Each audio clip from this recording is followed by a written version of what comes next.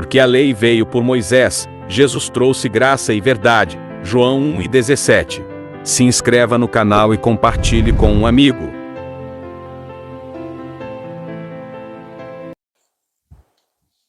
Graça e paz, família, graça e paz, povo amado de Deus, como estão vocês? Um dia de paz aí para todos. Se você ainda não é inscrito, se inscreva aqui no nosso canal e ative o sino das notificações, tá bom? Para quem ainda não me conhece, eu sou teu irmão de fé, seu irmão na fé, Elcio Jesus. Falamos aqui da Bahia, mais precisamente de Camaçari. Eu falo sempre Camaçari e Lauro de Freitas, porque nos reunimos em Lauro de Freitas, mas eu resido em Camaçari. Pois bem, vamos falar sobre renovação de mente, renovação do entendimento. Por que esse tema é tão importante com o conhecimento da graça? Porque é justamente na mente, através do conhecimento, que você desfruta do descanso de Deus. O escritor aos Hebreus, ele disse no capítulo 4 da carta aos Hebreus, versículo 12, ele diz que a palavra de Deus ela é viva e eficaz e mais cortante do que a espada de dois gumes. Penetra até a divisão da alma, das juntas e medulas e é apta para discernir os pensamentos e intenções do coração. Então, a palavra de Deus é que vai discernir os pensamentos, as intenções do nosso coração, da nossa mente. Então, para isso acontecer, é necessário que haja uma renovação no nosso entendimento. Em Romanos, capítulo 12, Paulo diz: rogo-vos, pois, irmãos, pela compaixão de Deus, que apresentei os vossos corpos como sacrifício vivo, santo e agradável a Deus. Este é o vosso culto racional. E não vos conformeis, não tomais a forma deste mundo, deste século, do sistema, mas sejais transformado pela renovação da vossa mente ou do vosso entendimento. O apóstolo Paulo ele tinha muito isso, né, irmão? De renovação de mente, renovação de entendimento, levando cativo a mente ao trono da graça. Olha, todo pensamento a Cristo. Aos Colossenses 3, ele diz: se fostes ressuscitado com Cristo, pensai nas coisas que são do alto. Busque as coisas que são do alto, onde Cristo está sentado à destra da majestade. Então, Paulo tinha muito isso de renovação do espírito, renovação do entendimento. Efésios capítulo 1, no versículo 17, Paulo diz: para que o Deus de nosso Senhor Jesus Cristo, o Pai da glória, vos dê em seu espírito, em seu entendimento, espírito de sabedoria e de revelação. Então, como é interessante e importante esse tema, né? A renovação da mente, a renovação do entendimento. Infelizmente, a tradição religiosa ela manipula a mente das pessoas. As pessoas vivem com a mente cauterizada, obscura, sabe? Há um movimento, né, na tradição religiosa de manter as pessoas cativas, raquíticas, no sentido do pensamento.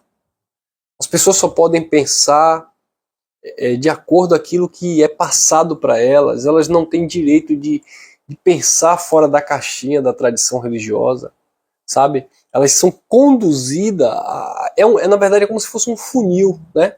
Elas são conduzidas ali, aquele funil legalista, que as pessoas vêm de ambas as partes, mas todas têm que parar no mesmo lugar, têm que ir para o mesmo lugar. E que lugar é esse?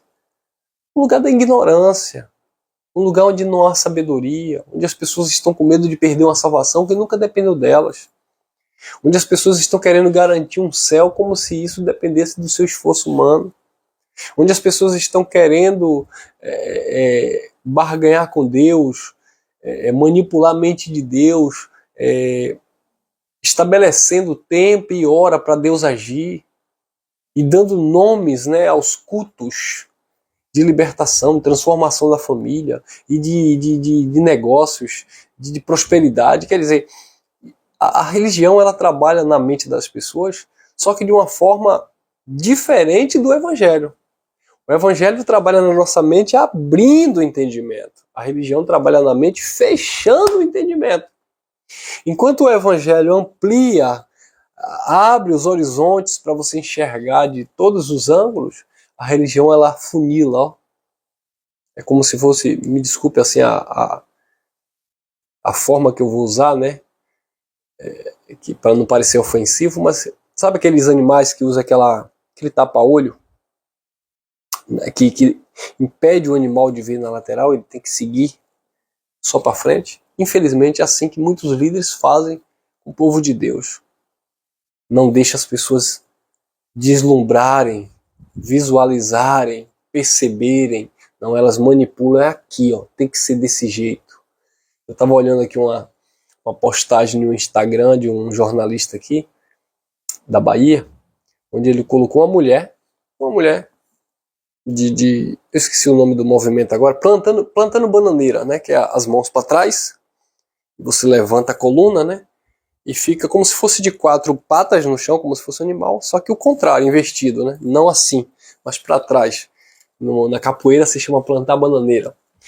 E essa mulher, nessa posição, um pseudo pastor entrevistando e ela dizendo que era um demônio. Era um demônio que estava ali.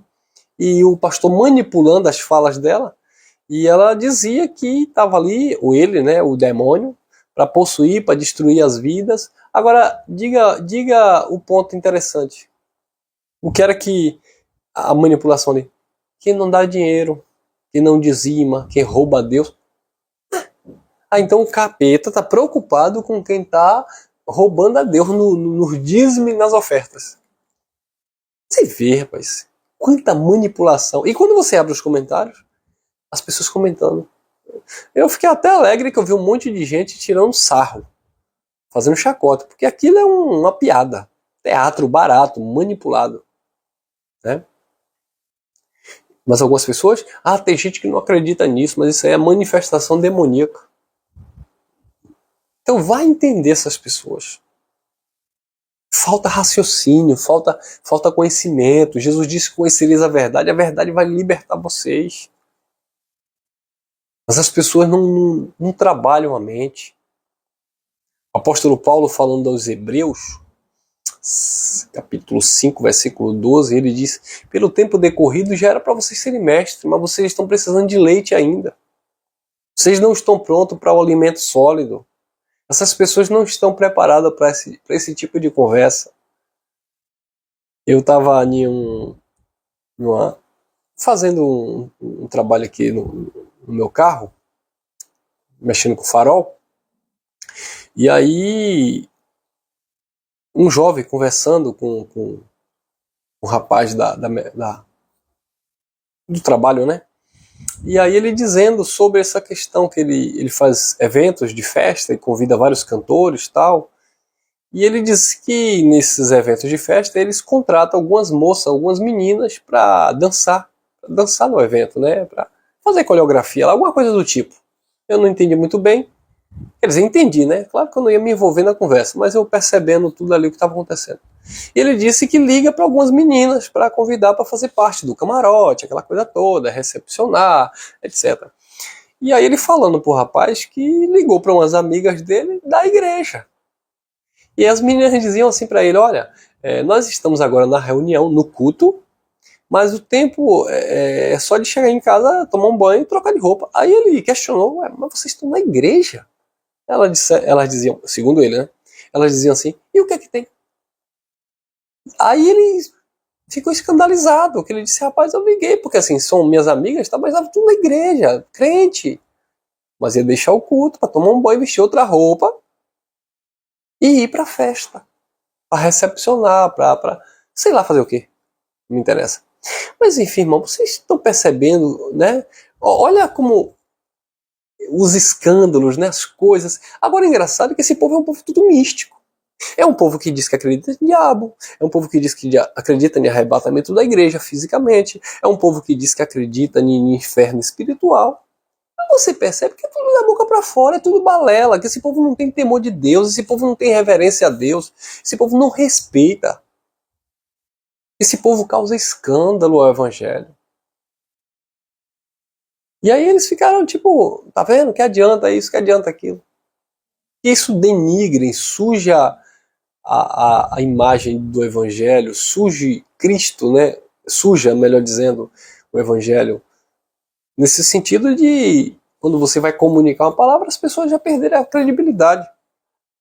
Então a importância da gente renovar nossa mente, entender, irmãos, que viver o Evangelho não significa que nós somos perfeitos na carne. Ninguém é perfeito na carne.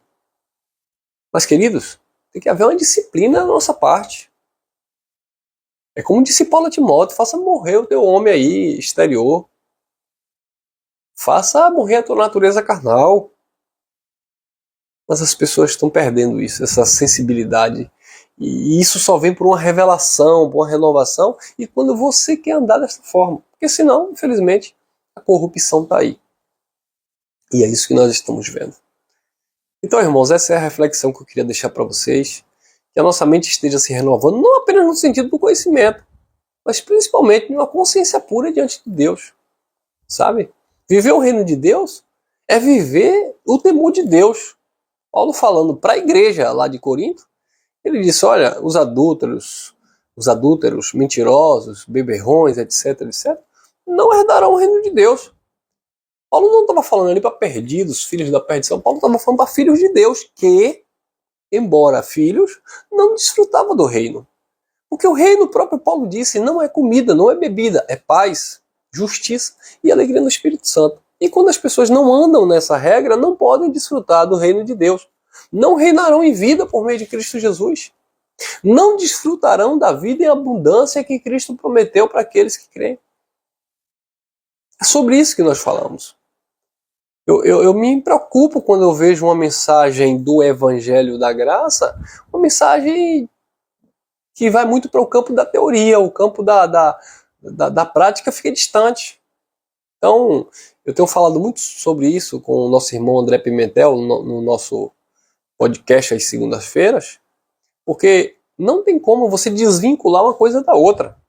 Revelação da graça, liberdade de Cristo, liberdade em Cristo, sabe? Estar livre do sistema religioso não é você estar livre de Deus, sabe? É você andar na revelação do Evangelho, é viver aquilo que foi designado para as nossas vidas. Eu sei que muitos vão dizer assim, mas a Bíblia, irmão Elcio, é um livro histórico. É um livro histórico que ensina acerca de costumes, situações do passado que nós temos hoje. Ou a Bíblia só falava de santidade para aquele povo que andava no pecado. Ou a Bíblia só falava de justiça para aquele povo. Hoje não há mentira, hoje não há injustiça, hoje não há práticas erradas. Então a mensagem de transformação, de mudança de caráter, ela não é atuante, ela não é atemporal, ela não funciona no nosso tempo. Falando em atemporal, uma irmã, respondendo aqui uma irmã que perguntou: o que é isso, irmão? Temporal e atemporal. Temporal é quando você lê um texto bíblico que era aplicado apenas para aquele contexto, para aquele assunto em questão. Uma mensagem temporal, por exemplo, Jesus de Nazaré disse assim: não passará esta geração sem que tudo isso aconteça. Então aquilo era uma mensagem temporal. Era daquele tempo, iria se realizar naquele tempo, era para aquele contexto. Né? Então você vai ver Paulo falando em Colossenses, capítulo 1, versículo 23, que o evangelho foi pregado a todo mundo conhecido, a todos debaixo dos céus. Temporal, no tempo de Paulo, o evangelho foi cumprido, né, pelo ministério de Paulo. Uma mensagem atemporal é quando Paulo falava, ou quando os apóstolos falavam de situações que, independente do tempo, né, passado, presente e futuro, aquilo é válido, aquilo é justo, aquilo é correto, aquilo funciona, aquilo é eficaz. Como a palavra de Deus ela é espírito e vida, então você vai encontrar dentro da palavra um contexto histórico temporal, de acontecimento de fatos ali, e também você vai encontrar mensagens atemporal, ou seja, mensagem que é para toda a vida. Enquanto existe terra, céus e seres humanos, aquela palavra tem um significado, tem uma importância, ela é eficaz. Então a gente precisa discernir, estudando dentro do contexto da doutrina da graça, para entender o que é aquilo. Por exemplo, Paulo falava de situações na carta aos Efésios que era daquela comunidade. Paulo falava aos Colossenses de situações que era daquela comunidade. Paulo falava aos Tessalonicenses de eventos que iriam acontecer para aquela comunidade. Mas dentro daquele contexto havia uma mensagem atemporal, uma mensagem que iria alcançar os gentios, uma mensagem que iria trazer sabedoria, ia trazer revelação. Por exemplo, a graça de Deus os libertou do legalismo, da doutrina mosaica, da lei de Moisés. Isso é fato, tá? O sangue de Jesus foi derramado, mensagem temporal, foi derramado apenas para os judeus, para remir o pecado. Mas esse mesmo sangue que foi derramado para remir os pecados dos judeus, conciliou ou reconciliou aqueles que estavam separados pelo entendimento. Os gentios foram aproximados. Então, essa mensagem tem que ser anunciada porque existe uma mensagem atemporal para os gentios. Para mostrarmos que aquilo que Cristo fez no tempo dele, temporal, ele também falou acerca do futuro, acerca dos gentios, né? Acerca daqueles que haviam de receber a revelação da graça.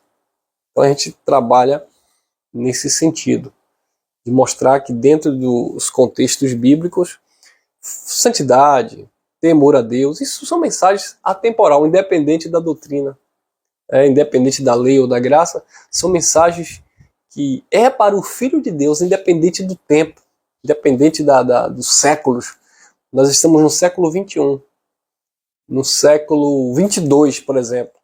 Alguém vai estar falando de uma mensagem que vai ser aplicada naquele tempo, e uma mensagem bíblica, uma revelação bíblica. Algo que é para ser praticado naquele tempo. Não como uma doutrina na letra, mas uma revelação no Espírito. Amém, meus irmãos?